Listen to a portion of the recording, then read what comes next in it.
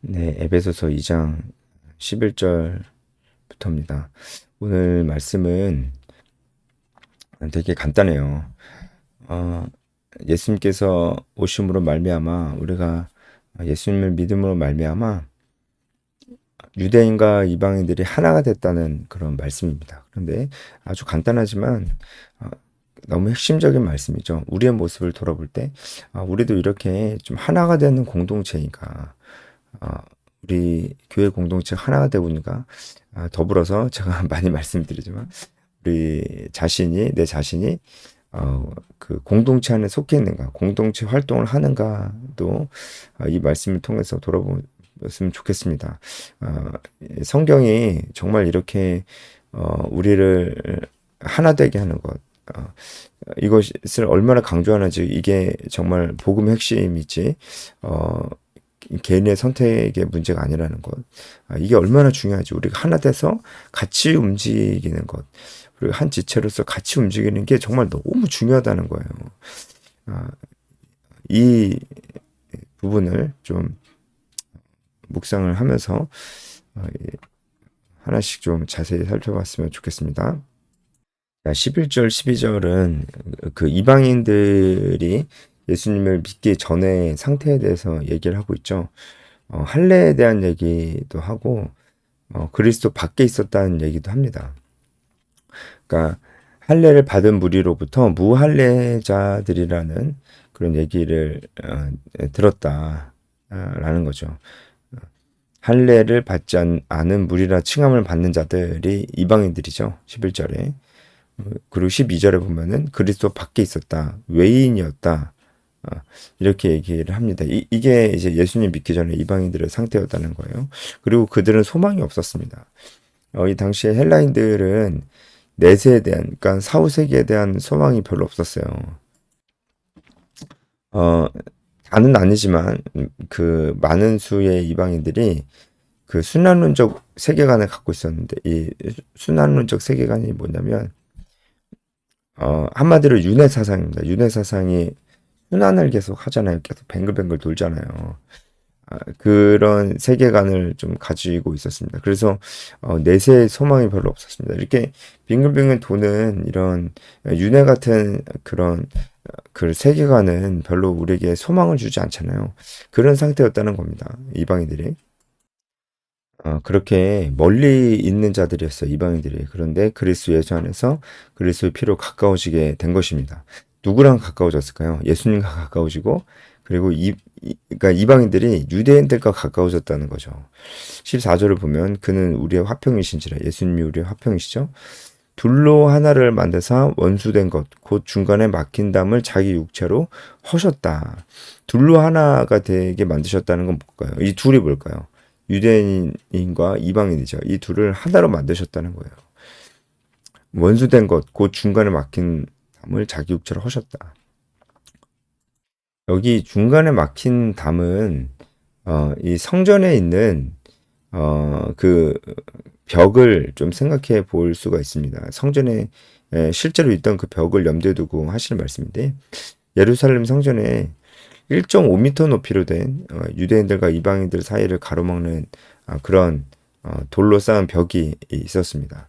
예루살렘 성전에는 이방인의 뜰을 넘어서 성전 안으로 들어오는 입구에 이런 경고문이 있었어요.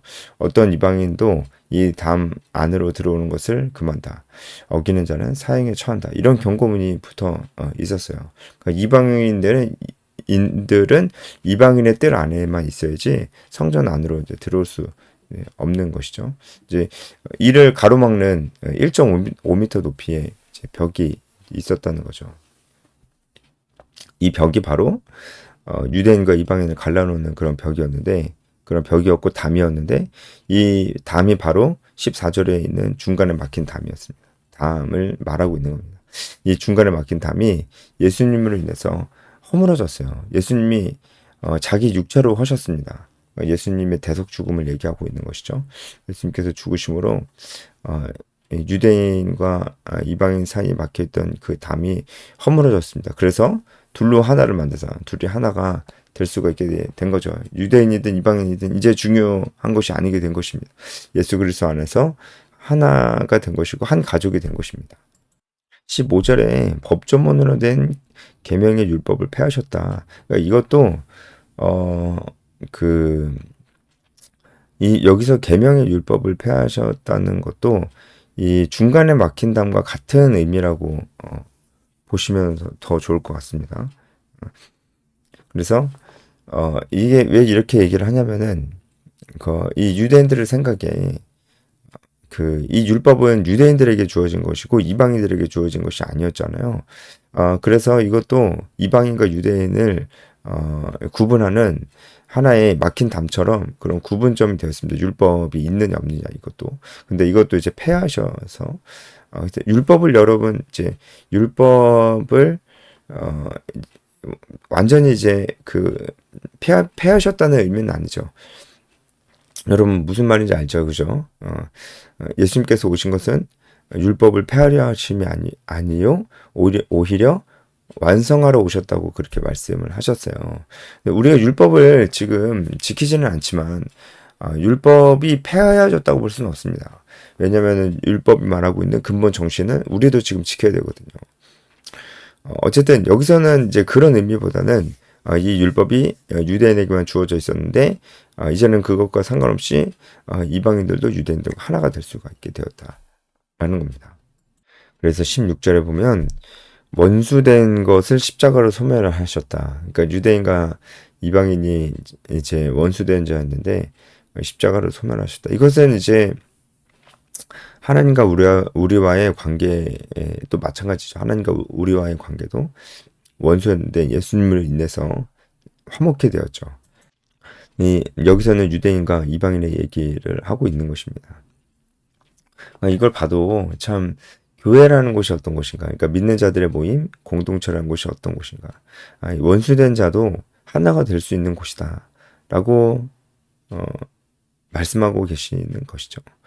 그러니까 막 원수까지는 아니더라도 나랑 잘 안 맞고 뭔가 갈등이 있는 사람들, 그런 사람들도 예수 안에서 하나가 될 수 있는 곳이다라는 것이죠. 원수된 것을 십자가로 소멸하게 하시고 정말 이런 일이 교회 안에서 있었으면 좋겠습니다. 그냥 갈등을 피하고 다니는 사람들이 있어요. 혹은 교회 안에서 자기랑 맞는 사람하고만 지내는 사람들이 있습니다. 그래서 제가 가끔 이렇게 공동체 활동을 하느냐 이렇게 물어보면 한대요.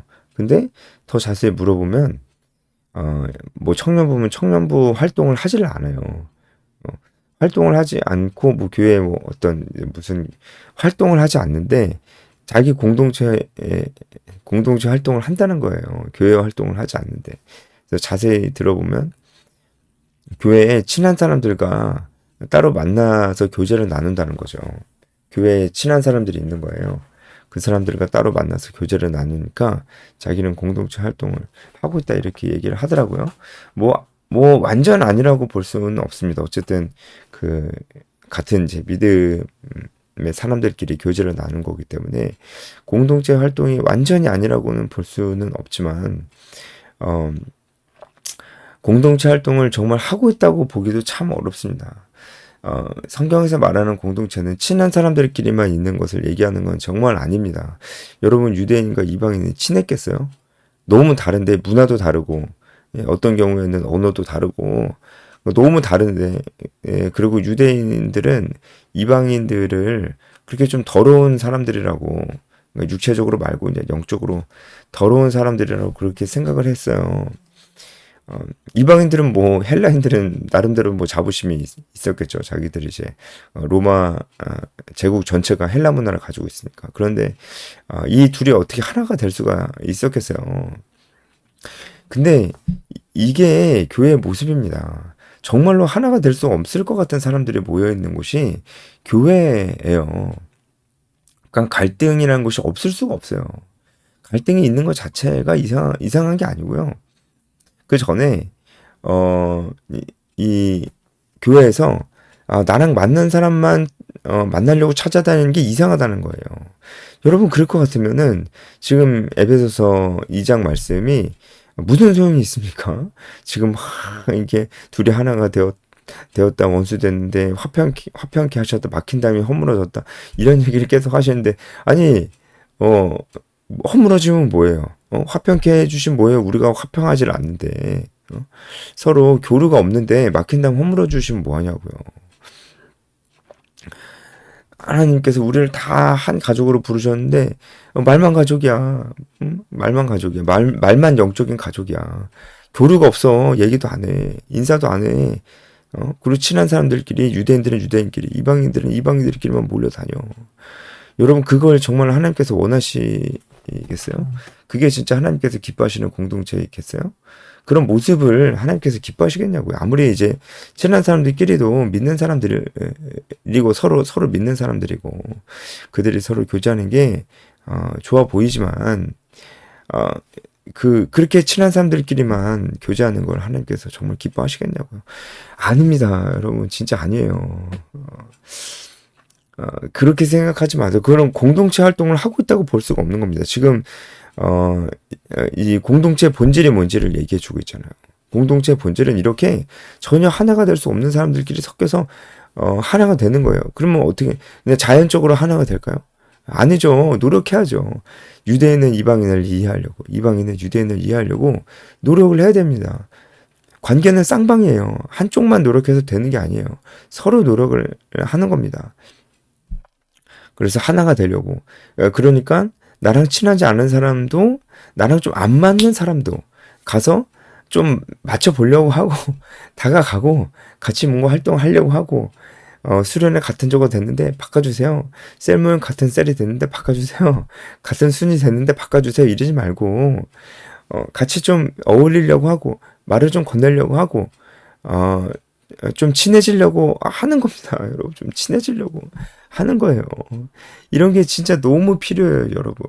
제가 예전 영상에서도 많이 말씀을 드렸었는데, 나는 낯가림 심하다, 나는 원래 아이다, 이러면서 도대체 관계적으로 너무 수동적이고 친한 사람들끼리만 몰려다닐 줄 알고, 나이가 30, 40이, 50이 돼도 60이 돼도 그래요. 도대체 당최 성장하지를 않아요. 성장하지를 않아. 자기밖에 몰라요. 여러분, 사실은 끼리끼리 몰려다니고 친한 사람들끼리만 교제하는 건 정말 자기밖에 모르는 거예요. 편하잖아요. 편하잖아요. 자기가 뭐 특별히 애쓰지 않아도 되잖아요. 그러니까 서로 자기밖에 모르는 관계입니다. 이거는. 예.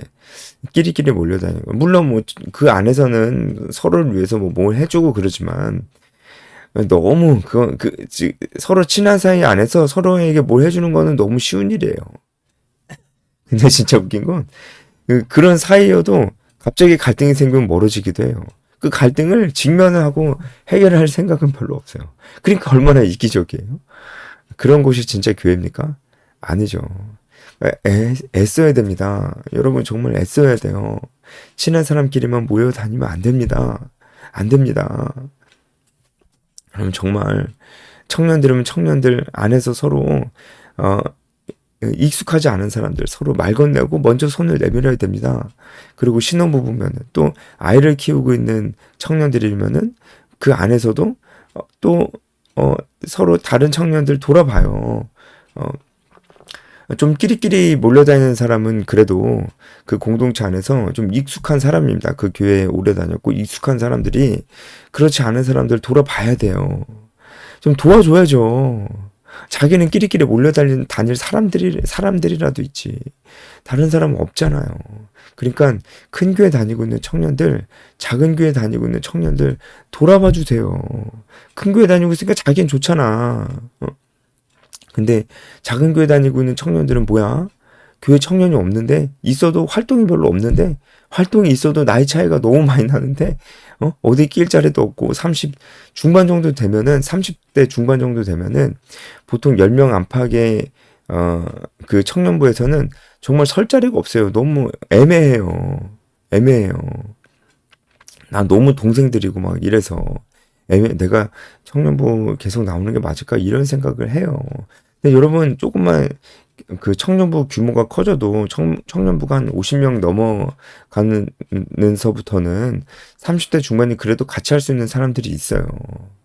근데 여러분 큰 교회 청년들, 작은 교회 청년들 돌아봐 주세요. 그럼 어떻게 돌아볼 거예요? 그건 개인적으로 할 수가 없잖아요. 다른 교회인데. 그렇잖아요.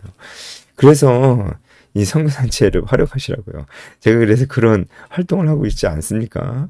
이 참 잘 좀 활용해 보세요. 안 그러면은 어떻게 할 겁니까? 큰 교회 청년들은 자기는 좋으니까 됐다 이거야. 그러면서 그냥 지내.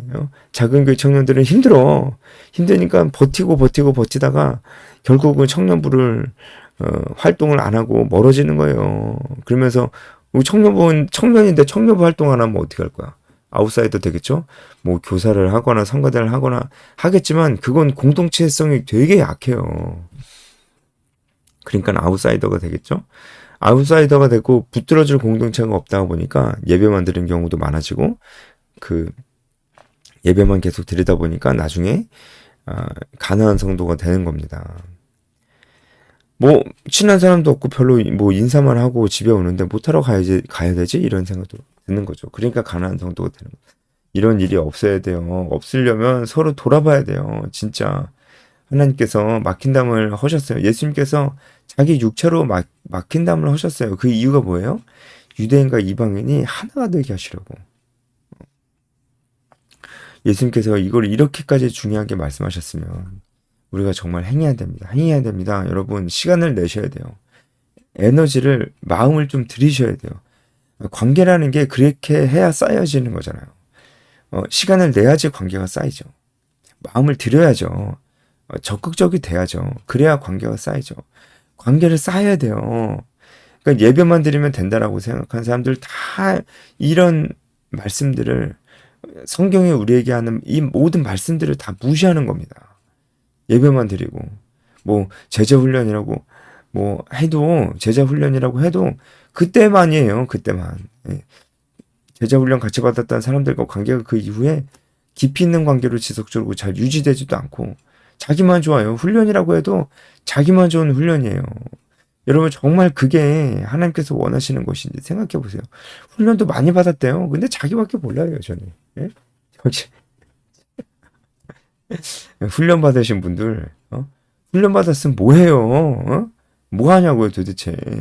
다른 사람 돌아볼 줄도 모르는데, 예? 여전히 자기밖에 모르고, 다른 사람을 위해서 시간을 낼 줄을 모르고 인색한데, 훈련받은 뭐가 도대체 훈련받아서 나아진 게 뭔데요, 그러면? 예? 심지어 뭐 전도도 안 하고, 예? 제자화도 안 해. 순원이 없어. 자기가 진짜 영적으로 책임지고 돌아보고 위로하고 격려하고 관심을 갖고 기도해주고 뿐만이 아니라 가르쳐주고 바로잡아주고 그렇게 하면 안 된다 훈계하고 이렇게 해보자 권면하고 이렇게 하는 그런 대상이 없어요. 그럼 왜 훈련을 받는 거야 정말이요. 왜 훈련을 받은 거냐고요. 정말 물어보고 싶은 거예요. 자기만 좋은 거야, 자기만. 자기한테도 지금 좋은지 모르겠어. 아니, 훈련 받는 사람 맞아? 뭐, 빌빌대. 자기 스스로도 자기 앞가림도 안 되는 것 같아. 그럼 왜 받은 거야, 도대체? 난 자꾸 이런 생각이 드는 거예요. 그냥, 그냥, 젊은 날에 추억 쌓았나 봐. 네, 여러분, 성경이 얼마나 우리가 하나 되는 걸 강조하는지 아시겠죠? 17절에 보면 오셔서라고 되어 있는데 여기서 오신 분은 성령이십니다. 성령께서 오셔서 먼데 있는 너희는 이방인들이고 가까운 데 있는 자들은 유대인들입니다. 이들 모두에게 평안을 전하셨어요. 성령께서 오셔서 우리를 하나로 묶으셨다고요. 이런 표현은 바울 서신에 정말 자주 나오는 표현입니다. 성령께서 우리를 하나 되게 하시고 한 마음이 되게 하시고 한 뜻이 되게 하신다는 거죠. 한 마음과 한 뜻이 되려면 교류가 있어야죠. 목사님 말씀만 듣고 자꾸 똑같은 말 해서 너무 죄송합니다. 예배 시간에 목사님 말만 듣고 아멘 한다고 한 뜻이 되나요? 교류가 있어야죠. 교류가 우리가 서로. 성령께서 하신 일도 이거라는 겁니다. 18절도 같은 말씀이죠. 그로 말미암아 우리들이 한 성령 안에서 아버지께 나아감을 얻게 된다. 그러니까 성령이 한 분이시죠. 이 한 성령, 하나님이 한 분이신 것처럼 우리가 하나가 되어야 됩니다. 그게 참 아주 중요한 일입니다. 19절에 그렇게 됨으로 우리가 한 권속이 될 수 있어요. 하나님의 권속이라. 권속은 오이케이오스 가족, 식구라는 뜻입니다. 그래서 우리가 한 가족이 됐어요. 그래서 우리가 교회 안에서 형제님, 자매님 이러는 거예요. 가족 같은 공동체가 아니고 실제로 가족입니다. 실제로 믿는 자들 공동체는 실제로 가족입니다. 영적인 피를 나눈 가족이죠. 그래서 형제님, 자매님, 형제님 같은 분이 아니고 진짜 형제고, 자매님 같은 분이 아니고 진짜 자매입니다. 이런 것이 공동체예요.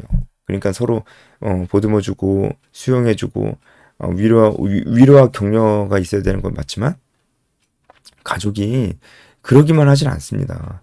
잘못되고 있는 거 그냥 두고 봅니까? 잘못됐다고 얘기해주고 어떻게든 얘를 붙들어서 올바른 길로 가게 애쓰는 사람들도 가족입니다. 이런 곳이 공동체입니다. 20절에 사도들과 선지자들의 터 위에 세워졌다라는데 이 터는 이런 기초, 토대라는 의미도 있지만 시작이라는 뜻도 있어요. 그러니까 기초 토대라는 것은 그 사도들과 선지자들이 전한 그 복음 위에 교회가 세워졌기 때문에 그런 의미에서 그 복음의 내용이 말씀이 교회의 기초가 되었습니다. 맞는 말씀입니다. 또한 이 복음이 시작이 되었습니다. 그러니까 유대인과 이방인들이 하나 되는 이 교회의 모습이 이제 시작이라는 거예요. 시작이라는 것은 앞으로도 이 땅에 세워질 모든 교회가 이런 모습이어야 된다라는 것입니다. 그래서 예수께서 친히 모퉁이 돌이 되셨다. 이 말씀은 여러분 성경에서 많이 찾아보셨죠? 아니 찾아보실 수 있었죠. 이 모퉁이 돌은 건물의 벽과 벽이 만나는 지점에 세워서 건물의 기초를 삼는 것입니다. 그래서 기초석입니다.